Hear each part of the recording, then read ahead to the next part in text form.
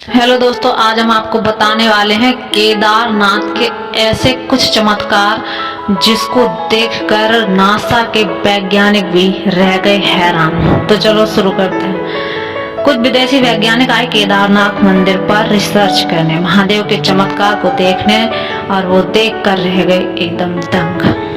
आखिरकार यह मंदिर किन पत्थरों और किस तकनीक से बना है? आखिर जो मंदिर के पीछे की शिला है वह इतनी रहस्यमयी क्यों है? आखिर लोग उसकी पूजा क्यों करते हैं? दोस्तों, कहते हैं महादेव के चमत्कार अविश्वसनीय होते हैं। जिन्होंने महादेव के चमत्कार को देखा है वह महादेव के भक्त बन गए हैं।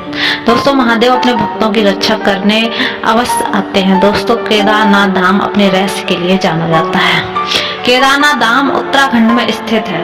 केदारनाथ और दूर दूर से शिव भक्त केदारनाथ की यात्रा के लिए आते हैं। दोस्तों, केदारनाथ धाम 6 महीने बंद रहता है और 6 महीने केदारनाथ के 6 महीने के बाद कपाट खुले रहते हैं। 6 महीने जब केदारनाथ के कपाट खुलते हैं तो सभी शिव भक्त बड़ी श्रद्धा से शिवलिंग के दर्शन करते हैं। दोस्तों, हैरानी की बात तो ये है कि जो यहाँ पर दीपक जलाया जाता है वह केदारनाथ के कपाट बंद होने से पहले जलाया जाता है, और 6 महीने के बाद जब कपाट खोले जाते हैं तो यह दीपक जलता हुआ मिलता है। आखिर 6 महीने तक इस दीपक में कभी भी घी खत्म नहीं होता। यह एक अद्भुत रहस्य बना हुआ है और यह रहस्य आज तक वैज्ञानिक भी नहीं सुलझा पाए हैं। केदारनाथ में कई अद्भुत साधु तपस्या में लीन रहते हैं और वहां की गुफाओं में आज भी तपस्या कर रहे हैं। विदेशी वैज्ञानिक भारत के रहस्यमय मंदिरों पर रिसर्च कर रहे थे, तो उन्होंने केदारनाथ धाम के बारे में पता चला तो वो इसे देखकर, सुनकर और पढ़कर हैरान रह गए और उन्होंने तय किया कि हम इस मंदिर के रहस्य को सुलझाने जरूर केदारनाथ आएंगे। यहाँ पर शोध करके देखा उन्होंने, पंडितों से पूछा कि यह मंदिर कितने साल पुराना है। तो वहाँ के पंडित ने बताया कि इसका कोई भी पता नहीं है। पुराणों में लिखा है कि इस मंदिर को पांडवों ने बनवाया था। शिव के भक्त थे, लेकिन कुछ लोग कहते हैं कि शंकराचार्य जी ने इस मंदिर का निर्माण करवाया था। दोस्तों, वैज्ञानिकों ने इस मंदिर के रहस्य को जानना चाहा और वैज्ञानिकों ने मंदिर में कई साल पुराने कुछ अवशेषों को उठाया और अपनी लैब में रिसर्च के लिए ले गए। तो जब रिसर्च की तो पता चला कि दोस्तों, उस रिसर्च में पता चला कि यह मंदिर 400 सालों के लिए गायब हो गया था बीच में। दोस्तों, आपने सही सुना, 400 साल के लिए यह बर्फबारी के कारण मंदिर बर्फ से ढक गया था। 400 सालों तक कोई भी श्रद्धालु यहाँ पर नहीं आ सका क्योंकि यह पूरा बर्फ से ढका हुआ था। सरकार द्वारा यहाँ के दर्शन बंद कर दिए गए थे। 400 सालों बाद जब यहाँ की बर्फ पिघली तो केदारनाथ मंदिर वैसा का वैसा ही था जैसे कि आज है। कोई भी परिवर्तन नहीं था मंदिर में। मंदिर आज भी उतना ही मजबूत है जितना कि पहले था। जानकर वैज्ञानिक आश्चर्य में पड़ गए कि ऐसा कैसे हो सकता है। आम घरों में सीलन आ जाने के कारण घर की मजबूती कम हो जाती है, लेकिन यह तो 400 साल बर्फ से ढका रहा और जब पर खत्म हुई, पानी में बदली, तो आखिरकार वैसा का वैसा। 400 साल के लिए गायब होने का एक यह भी प्रमाण मिलता है कि इस मंदिर के ऊपर दिखने वाली पीली पीली जो रेखाएं हैं, दोस्तों अपने अमरनाथ मंदिर में देखी होंगी। यह पीली रेखाएं तब होती हैं जब बर्फ का घर्षण अधिक होता है, तब यह रेखाएं मंदिर पर आ जाती हैं। दोस्तों, इससे पता चलता है यह मंदिर 400 सालों बर्फ तक ढका रहा है। दोस्तों, केदारनाथ में 16 जून 2013 को एक भीषण बाढ़ आई थी।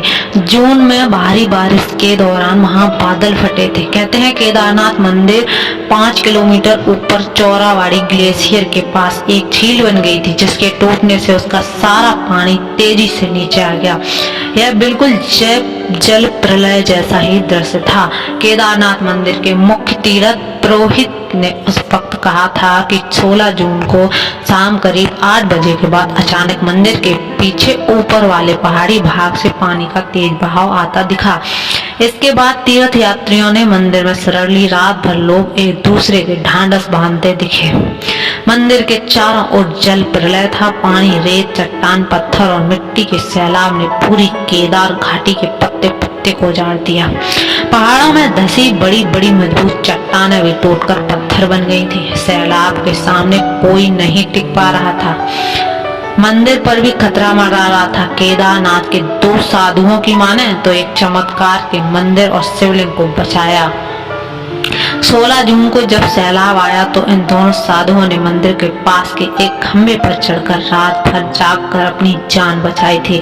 खंबे पर चढ़कर साधुओं ने देखा कि मंदिर के पीछे के पहाड़ से बाढ़ के साथ अनुमानित 100 की स्पीड से एक विशालकाय डमरू नुमा चट्टान भी मंदिर की ओर आ रही है। लेकिन अचानक वह चट्टान मंदिर के पीछे करीब 50 फुट की दूरी पर रुक गई। ऐसा लगा जैसे उसे किसी ने रोक दिया हो। उस चट्टान के कारण बाढ़ का तेज पानी 2 भागों में कट गया और मंदिर के दोनों ओर से बहकर निकल गया। उस वक्त मंदिर में 300 से 500 लोग शरण लिए हुए थे। साधुओं के अनुसार उस चट्टान को मंदिर की ओर आते देख उनकी रूह कांप गई थी। उन्होंने केदार बाबा का नाम जपना शुरू कर दिया था। अपनी मौत का इंतजार करने लगे थे, लेकिन बाबा का चमत्कार कि उस चट्टान में मंदिर और उसके अंदर शरण लिए लोगों को बचा लिया। कहते हैं प्रलयकारी बाढ़ में लगभग 10,000 लोग मर चुके थे। आज उस घटना को काफी साल हो चुके हैं। वह शिला आज भी केदारनाथ के पीछे आदि गुरु शंकराचार्य की समाधि के पास स्थित है। आज इस शिला को भीम शिला कहते हैं। लोग इस शिला की पूजा भी करने लगे हैं। तारणहार इस शिला के बाढ़ त्रासदी में बाबा केदारनाथ धाम ज्योतिर्लिंग मंदिर की रक्षा की थी। आज भी इस शिला का रहस्य बरकरार है कि मंदिर की चौड़ाई के बराबर यह शिला आई तो आई कहां से और कैसे यह अचानक मंदिर के कुछ दूरी पर ही रुक गई। आखिर यह चमत्कार कैसे हुआ? क्या यह चमत्कार आदि गुरु शंकराचार्य का था, जिनकी समाधि मंदिर के पीछे ही स्थित है, या ये एक महज संयोग था? शिला का प्रकट होना और अचानक रुक जाना निश्चित ही बाबा की कृपा है। आज इस शिला के चमत्कार को सभी लोग नमस्कार कर रहे हैं, क्योंकि इस शिला के सही समय पर सही जगह रुककर मंदिर को सुरक्षित किया था। पूरी बाढ़ के पानी तथा उसके आने वाले बड़े बड़े पत्थरों के इस शिला ने रोककर केदारनाथ मंदिर की रक्षा की है। डमरू नुमा भीम शिला की चौड़ाई लगभग मंदिर की चौड़ाई के बराबर है, जिसने प्रलय का अभिमान चकनाचूर कर मंदिर को लेस मात्र भी क्षतिग्रस्त नहीं होने दिया। कुछ लोग कहते हैं कि सर्वप्रथम यह मंदिर पांडवों ने बनवाया था। यही भीम ने भगवान शंकर का पीछा किया था। प्रलय के समय ऐसा लगा जैसे भीम ने अपनी गदा गाड़कर महादेव के मंदिर को बचाया हो। संभवतः इसलिए इस शिला को लोग भीम शिला कहने लगे हैं। भोलेनाथ की महिमा तो भोलेनाथ ही जान सकते हैं। तो दोस्तों, कैसी लगी आज की video? Please comment, like and share, subscribe my channel. Thank you.